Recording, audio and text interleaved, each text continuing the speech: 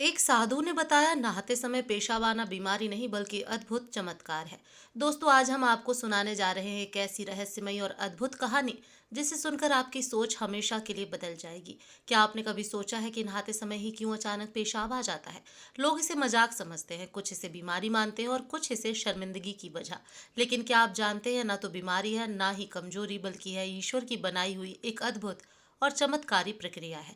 इस रहस्य को समझाने के लिए हमारी आज की कहानी में आते हैं एक साधु और एक युवती। युवती अपनी उलझन लेकर साधु के पास जाती है और साधु उसे एक अनसुनी पुरानी कथा सुनाते हैं। उस कथा के अंत में जब यह रहस्य खुलता है तो न केवल युवती बल्कि हर श्रोता दंग रह जाता है। आप भी सुनिए इस अद्भुत कथा को अंत तक, क्योंकि इसमें छिपा है वो ज्ञान जो आपके जीवन को भी बदल सकता है। गांव की पगडंडियों पर अक्सर एक युवती, नाम था माया, सोच में डूबी घूमती रहती। उम्र लगभग 20 बरस के आसपास थी, देखने में तेज तर्रार, मेहनती और समझदार। लेकिन दिल के अंदर एक ऐसी उलझन थी जिसने उसकी हंसी खुशी छीन ली थी। माया को एक अजीब आदत थी, जब भी वह स्नान करती उसे अचानक पेशाब आ जाता। पहले तो उसने ध्यान नहीं दिया, लेकिन धीरे धीरे यह उसकी चिंता का कारण बनने लगा। कभी कभी लोग मजाक उड़ाते, अरे देखो, ये तो पानी देखते ही पेशाब करने लगती है। गांव के बच्चे हंसी मजाक करते और बड़े लोग ताने मारते। माया सोचती, क्या सचमुच मैं बीमार हूँ? क्यों मेरे साथ ही ऐसा होता है? कहीं यह कोई छुपी बीमारी तो नहीं? दिन बीतते गए, चिंता गहराती गई। जब भी नदी पर नहाने जाती, पहले से डर बैठता, फिर वही होगा। उसका मन धीरे धीरे संकोची हो गया। वह अकेले नहाना पसंद करती, किसी से अपनी समस्या बताने में शर्माती, लेकिन अंदर से सवालों से कचोटता रहता। एक दिन सुबह सुबह माया नदी किनारे गई। आसमान में हल्की लालिमा थी, सूरज उगने ही वाला था। नदी के किनारे एक बूढ़ा साधु सफेद चादर ओढ़े बैठे थे। लंबी दाढ़ी, गहरी आंखें और चेहरे पर अद्भुत शांति थी। माया ने सोचा, यह कौन है? शायद साधु है। क्यों ना इन्हें अपनी समस्या बताऊं। साहस जुटाकर वह उनके पास पहुंची और हाथ जोड़कर बोली, गुरुदेव, मुझे आपकी मदद चाहिए। साधु ने उसकी ओर देखा और मुस्कुराए, बोलो बेटा, मन की गांठ खोल दो, क्या चिंता है तुम्हें? माया झिझकते हुए बोली, गुरुदेव, जब भी मैं नहाती हूँ मुझे पेशाब आ जाता है। लोग हंसते हैं, मैं डरती हूँ कहीं यह बीमारी तो नहीं है।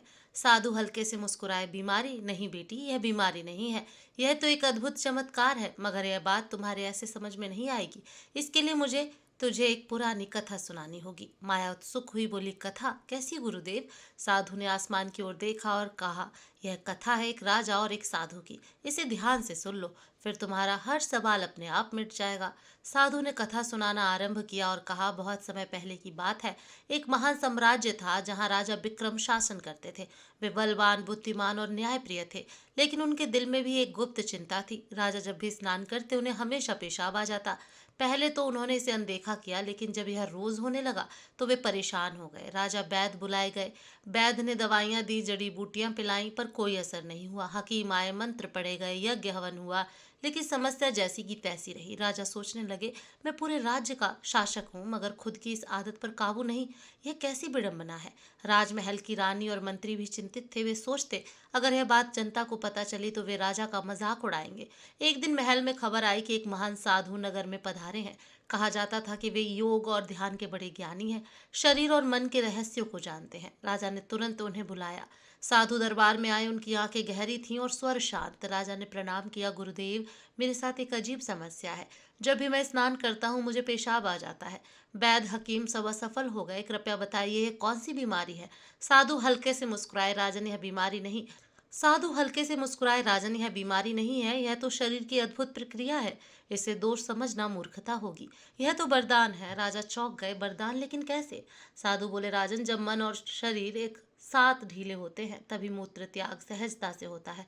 और स्नान ही ऐसा क्षण है जब शरीर की नसें स्थिर हो जाती हैं। जल का स्पर्श मनुष्य की नसों को ढीलापन देता है, मूत्राशय की जकड़न खोलता है।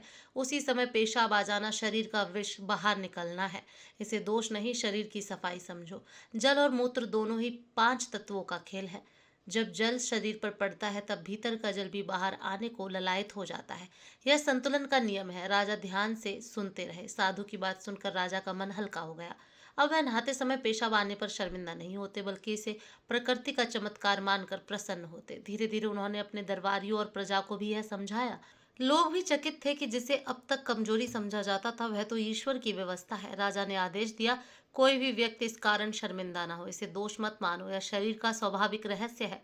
कथा सुनकर माया की आंखों में चमक आ गई। उसने साधु से कहा, गुरुदेव, तो इसका मतलब मैं बीमार नहीं हूँ? साधु मुस्कुराए, बिल्कुल नहीं बेटी, यह तो इस बात का संकेत है कि तेरे शरीर की नसें और मूत्राशय स्वस्थ है।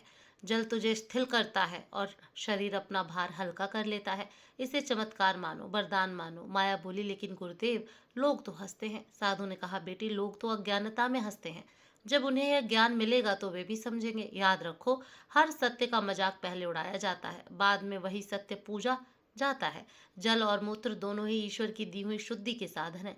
जल बाहर की गंदगी धोता है और मूत्र भीतर की गंदगी निकालता है। जब दोनों साथ हो जाएं तो समझो शरीर और आत्मा दोनों पवित्र हो गए। इसे बीमारी मत मानो, यह तो ईश्वर का अद्भुत नियम है।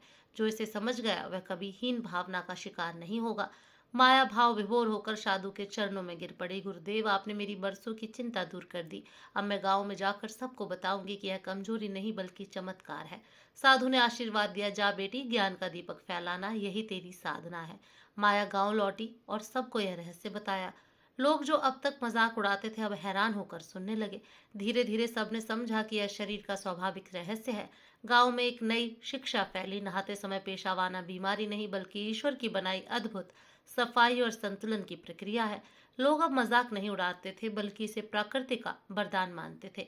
तो दोस्तों, अगर आपको यह अद्भुत और ज्ञानवर्धक कहानी पसंद आई हो तो ऐसी ही और रहस्यमयी, प्रेरणादायक और दिल छू लेने वाली कहानियां सुनने के लिए पेज को फॉलो अवश्य करें।